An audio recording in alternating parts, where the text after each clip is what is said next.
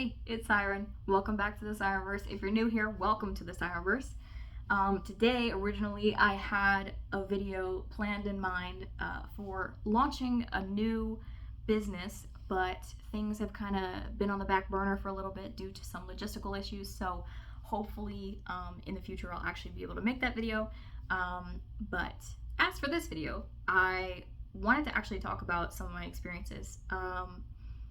So from really when I was 21, but from 18 to 21, I was a sex worker. Fun fact about me that I'm not afraid to share that either, because I think that it's something that we should talk about, and I don't think that my experiences should be something that is frowned upon or is whatever. But I think that you just deserve to have a transparent perspective, because that's not something that I willingly chose to do. I mean, originally, like, it's sort of something that you're groomed into, and I don't think that sex work is something that is empowering and that people choose to do.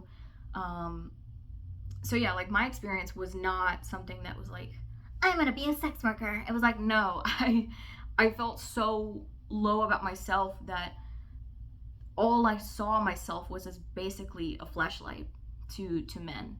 And in my high school years, this was especially true, because somebody took my nudes, who I thought I trusted, and they'd send them around, like, to everyone, and then I kind of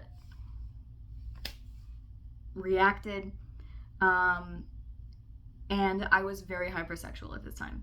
I also think that was part of the development of my borderline personality disorder. So that's, that's that. But as I got older, when I was 18, I went directly into sex work. I joined OnlyFans. That didn't make me as much money, but I was working directly with clients. And especially in my early 20s, I was a sugar baby. I was a cam girl. Yeah, I worked directly with clients out on the street. That was my job. I've since left sex work. I left sex work when I was 21, so like November 2021. When I had gotten with my ex-boyfriend, who was one of my ex-clients, by the way. Don't do that to yourself if you're a sex worker. Don't do that to yourself, because they don't think of you as anything. That's one of my number one, things about sex work, is that your clients will see you as nothing. That's something that you have to realize, is that these people see you as a commodity because you're selling yourself, right?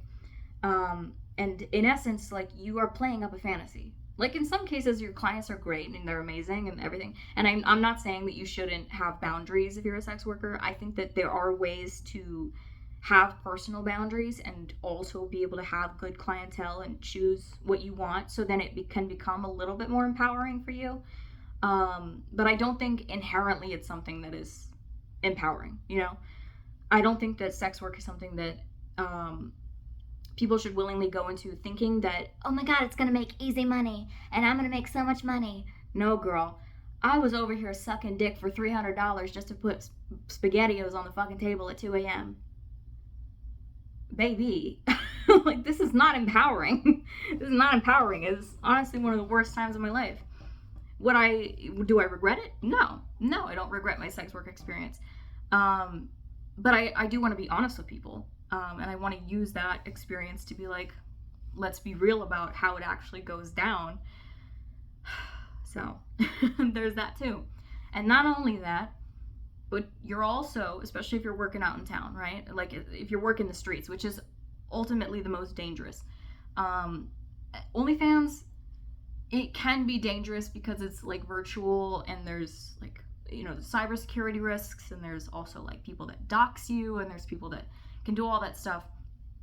But ultimately, OnlyFans is a little bit more safe compared to the kind of work that I was doing out in town, directly with clients. I mean, I've had experiences that are like, I didn't consent to things, or that I had to do them because I was coerced into them, or I had to do them because I wanted the money and I needed to put food on the table. And that is exactly the kind of like moral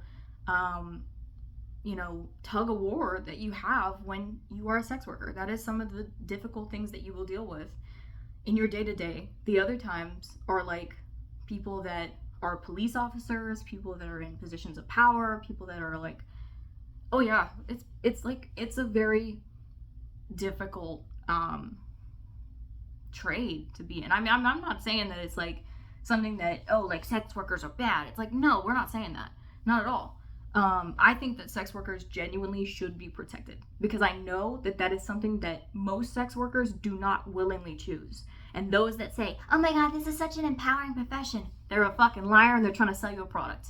Just know that. They're a liar. So they're trying to lie and sell you a product. They're selling you a persona. That is the entire nature of the business. They're trying to sell you something. You're trying to sell something to a client. You're trying to sell a persona, a kink, a fetish, whatever. That is your thing, right? And I've done things on camera that I'm not proud of. Girl.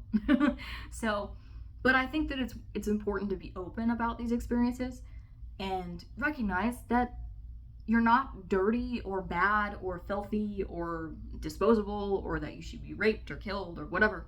None of those things are true. You're still a person just struggling, because most people don't choose sex work willingly. I do think, however, you should be protected so that you can find a way out of the sex work trade, because there are several limitations to getting out of the trade, right? You get addicted to the money.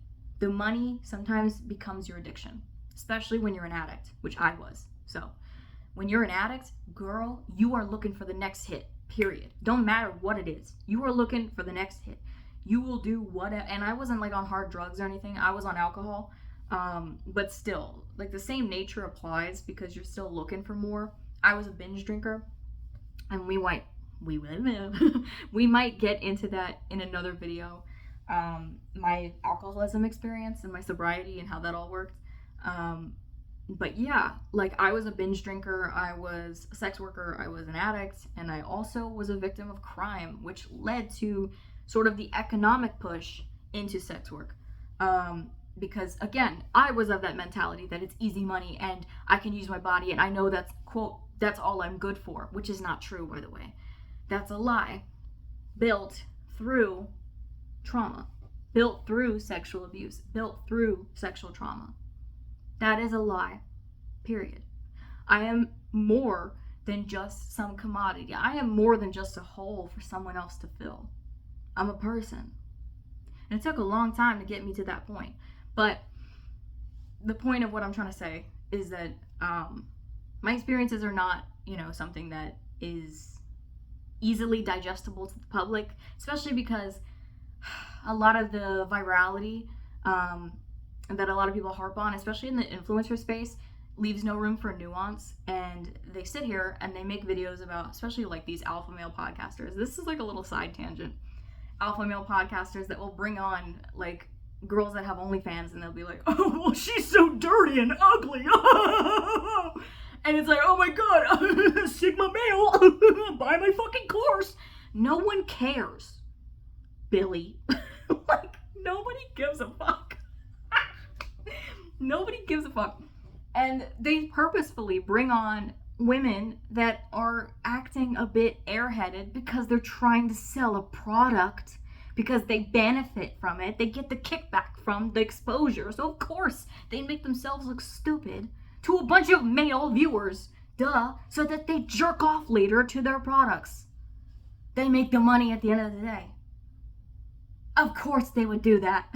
So there, again, no room for nuance, no room for actual conversation, no room for actual productivity. And instead it repeats the same narrative that these alt-right male, podcasters seem to have.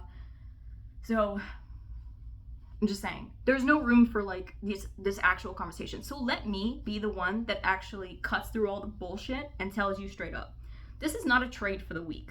This is not a trade that is, easy money. This is not a trade that is like something that anybody can do. This is not a trade that you will be prosperous in all the time. This is not a trade where you can walk straight up into the club and then you're like, I'm making so much money. Oh my God. No. House gets 30%. House gets 30% of whatever you make. You make $20, shit, gone. You're lucky if you have fucking 5 cents to your goddamn name. Like, oh, and by the way, then we get into stalking, harassment, rape, we get into crime, we get into shit. You end up in the wrong fucking area, you'll get killed. You understand? You go to Baltimore and you try working over there, you'll get fucking killed in the wrong hood. You understand? I've been through some bullshit in my life, alright? You walk up in DC and you walk up in the wrong fucking hood, you get shot. Because you're disposable. Like, that's, when you're a sex worker, you are disposable, especially if you're working the streets. And if you're homeless, even worse. Even worse. That is, there's fuzz right here. But that is the nature of what you deal with when you are a sugar baby. That is the nature of what you deal with. And then sometimes people become obsessed with you. And I don't mean that in like, oh my god, I make so much money. No. People become obsessed with you to the point where they will stalk you. They will steal your identity. And they'll do all sorts of bullshit. They'll assault you. Luckily, that was not my experience. My clients, at least, like, were somewhat decent, even if they were awful people. But, you know, awful is a spectrum. So, that was my experience. But yeah, girl, this is not something that's like, oh my god, I make so much easy money. Stripper talk. No, it's not fucking funny. There are women out here, there are young girls out here that are being sex trafficked all around the United States of America and also around the world that are not doing this because, oh, this is just easy money. No, they're doing it to feed their fucking families, dude. They're doing it to feed themselves. Do you know how expensive it is to eat in this country? Do you know how expensive it is to, like, actually live in this country? Very. There are girls out here that are struggling to make ends meet and have to fuck older men just to put food on the table. There are women out here forced to give birth to their rapist's baby and have to suck dick just for their baby to have formula, have to steal for their baby to have bread and eggs and whatever else that baby would need to fucking survive. Because why? They don't have the money, and then the government keeps taking away all the bullshit where they're not allowed to have an abortion because, well, if they use a fucking clothes hanger or they use fucking nail polish remover, time for jail. And then what? That kid goes to the fucking system and then gets raped again? The point I'm trying to make is that this is not a trade where people are willingly doing this. You're not out here willingly doing this. And that is exactly why, I'm tapping on my thing, that is exactly why sex workers should be protected and that they should have the resources to be able to get out of sex work. Because it is very, very difficult to get out of, especially when you get involved in, 1, the drug trade, and 2, when you get involved in money addictions, and 3, when you get involved in the petty drama and the fights behind in the fucking locker rooms behind the club, when girls start trying to steal your fucking money because they need to be able to eat too. Yeah. And not only that, then you see other bitches fucking on the floor because why? They ain't got nothing else going on. So yeah, if they gotta do whatever the fuck they gotta do in order to make a quick buck or whatever else, that's what happens. Or you get involved, you get caught up in the wrong fucking gangs, girl, you will die. Period. You will die. Now, I'm not somebody that was involved in the gangs. I wasn't involved in the gangs. But I know people that were. And I'm sure that there are people out there that are trying to run away from the drugs, trying to run away from the gangs, and they're still struggling. And when you're homeless, even worse. The likelihood of being killed when you're a homeless sex worker, very high. And then you add other identities on top of that, like say if you're like a black trans woman that is also a sex worker, that is also homeless, that is trying to make a quick buck and just fucking survive. likelihood of death is very high. Y'all gotta understand what's really going on. Social media don't show you shit in this country. You get outside, you go roll your sleeves up, and you go fucking help out at a homeless shelter. You go help out at a domestic violence shelter. You go help out at the fucking animal shelter. You go help out somewhere else. You go do whatever the fuck you gotta do. If you can make it happen, you can make it happen. There's a lot of influencers out here that won't do that. No, they won't. They'll sit here and make their dumbass fucking videos all goddamn day long. But you know what they won't do? You know what they won't do? They're not out here helping the little guy. They're not out here helping farmers. They're not out here getting up at 6 a.m. in the goddamn morning, rolling up their sleeves and go and feed the fucking chickens. Going and feed, whoever. To make sure that America gets eggs in the morning, gets bread, gets milk. What are they doing? Sitting there in their Beverly Hills fucking mansions making goddamn videos all day. Pathetic. Pathetic. It really is. Pathetic. So as for me, on my TikTok, I kind of coined myself as the anti-influencer. And I believe that wholeheartedly. I don't hate influencers for doing whatever they gotta do. I get it. You built an empire. Cool. Great. Those that actually make good content and actually help out other people are amazing people. Don't get me wrong. Don't get it twisted. But there are also people out here that are at fucking protests. Protests. Putting up signs. Signs for what? Social media? For your fucking notoriety? This is why we gotta start fragging bitches. Soap bars and socks style. Okay, please don't do that actually. But I'm just saying, I cannot stand the rhetoric. I cannot stand this bullshit. I cannot stand the whole scripted editing, all of it. I can't. Show me who you really are. Because I'm sick of seeing, oh my God, XYZ person is canceled party on Twitter. Because the moment people find out the bullshittery of who you are, they'll come after you. And then you're like, oh my God, my career is ruined. No! Maybe because you weren't straight up from the fucking beginning. Maybe because you don't have balls to fucking stand on. Maybe because you ain't standing on fucking business. Maybe that's why. Maybe that's why you are the shitty person that you are. Maybe that's why. Just something to think about. Just genuinely something to think about. Because I feel like a lot of people don't. This rant kind of went off guard. But I am going to post this. Because why? I don't believe in lying about who you are. I don't believe in that. I will be 100%. I will be 100% authentic in who I am. No edits, no fancy cameras. You're sitting on a bunch of fucking cardboard boxes. I'm gonna be real with you. I don't know what I'm doing. I'm just one person that likes to talk, that likes to be in front of a camera, and that likes to talk about the things that I'm passionate about and protect other people and make other people aware of what's really going on in this country. Because your government ain't gonna fucking tell you. The news ain't gonna fucking tell you. The media is gonna fucking spin it whatever direction they need to continue the animosity going on. Me, however. Me. Little me.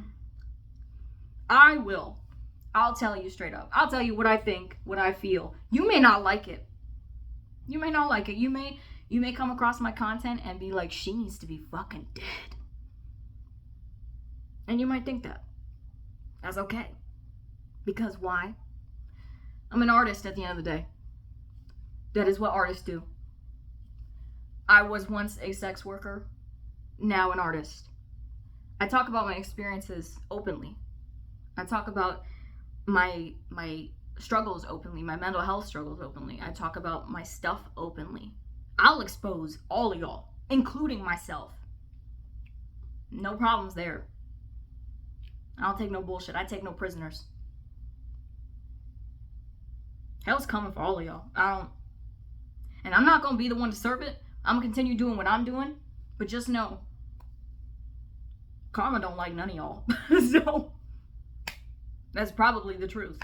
Just saying. Anywho, this kind of got off guard. This kind of got off topic. So, thank you for watching. Yeah.